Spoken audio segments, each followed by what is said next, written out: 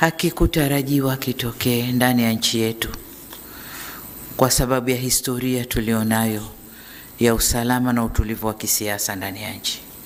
Hata kama kuna vipindi ambavyo hatuna usalama wa kisiasa, lakini haikufikia kiasi hichi kilichofikia.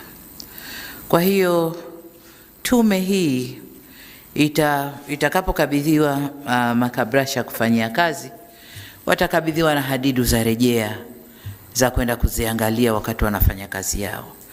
Lakini kwa ufupi, labda mimi niseme yafuatayo. Kwanza, nadhani tume tunaitarajia ikatuangalizie sababu hasa iliyoleta kadhia ile. Sababu hasa ni nini? Kiini cha tatizo ni nini? Lakini jambo lile lilipotokea, vijana waliingizwa barabarani kudai haki.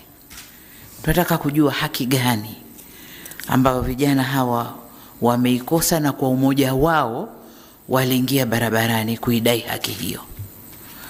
Purpose ya wale vijana kuingia ni haki gani, ili tuweze kuifanyia kazi na wapate haki yao.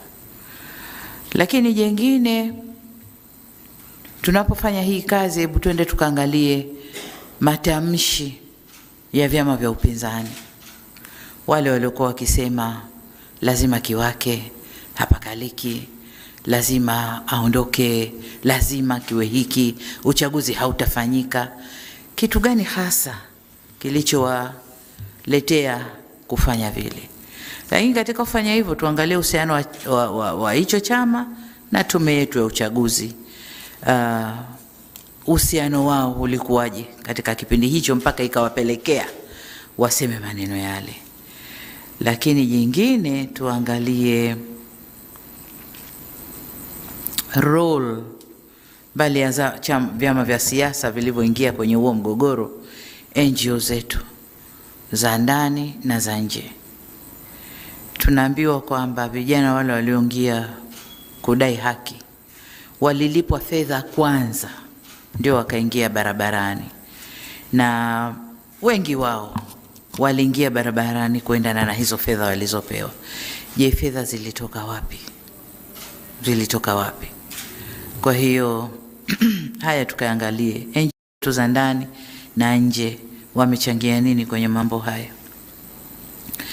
Lakini niseme hata kama kulikuwa na changamoto baina ya tume na vyama vya siasa, msajili na vyama vya siasa, serikali na vyama vya siasa, je, hakukuwa na njia nyingine nzuri zaidi? Njia ilikuwa ni ile moja peke yake ya kuingia, kuchoma nchi, kuchafua nchi, kusababisha vifo kwa wananchi? Hakukuwa na njia nyingine ya kurekebisha hizo kasoro? Hebu twendeni tukaangalie pia. Lakini tukaangalie sasa, jambo limetokea, watu wameingia barabarani, vurugu zile, na kilichokuwa kinaimbwa ni kwamba kama kilivyokuwa Madagascar itakuwa hapa pia. Sasa tukaangalie njia zilizochukuliwa kukabiliana na lile vurugu na zenyewe, na ndio maana hapa ndani kuna mstaafu jeshi, mstaafu polisi, mstaafu mwingine. Kwa hiyo twendeni tukaangalieni njia zilizochukuliwa zilikuwaje. Halafu katika kuifanya kazi hii, pamoja na hadidu rejea nyingine ambazo mtapewa, mimi nimetoa tu vile vidokezo hapa. Lakini katika kuifanya kazi hii tutapangiana muda, lakini kama alivyosema CS kwamba yuko tayari kuiwezesha tume kwa vitendea kazi, na muda mtakapokaa naye atawaeleza vyema. Tutawapa pia secretariat ambayo itakuwa inawasaidia kuandika na mambo mengine yote ya organization ambayo itakuwa yanatakiwa kufanywa ili tumefanye kazi yake vizuri. Kama mnavyojua, wakati nafungua bunge niliahidi, wakati nazindua kampeni niliahidi kwamba ndani ya siku 100 nitaweka tume ya maridhiano, tuangalie sababu za changamoto za kisiasa ndani yetu, tupatane na tuende vizuri. Lakini kwa hili lililotokea, tumeona tuunde tume hii kwanza, ifanye kazi yake, imalize. Mapendekezo yatakayotoka huku ndio tutakayokwenda kuyafanyia kazi kwenye tume ile ya maridhiano. Kwa hiyo mapendekezo yenu ndio yatafanya ajenda za kwenye tume ya maridhiano. Kama nilivyosema, kazi hii si ndogo. Tutaanza na muda nadhani wa miezi mitatu, alafu taangalia kazi inavyokwenda. Lakini niseme kwamba nina matumaini makubwa na tume hii. Jana nilikuwa nasoma article fulani, wenzetu wapinzani wanasema hawana imani na tume yote ya ndani.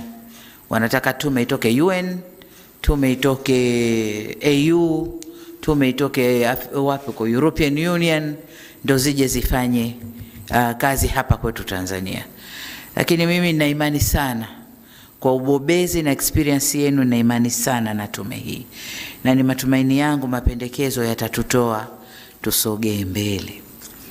Sasa baada ya kusema hayo, niseme tu kwamba tume hii nimeizindua rasmi na nawatakia kazi njema.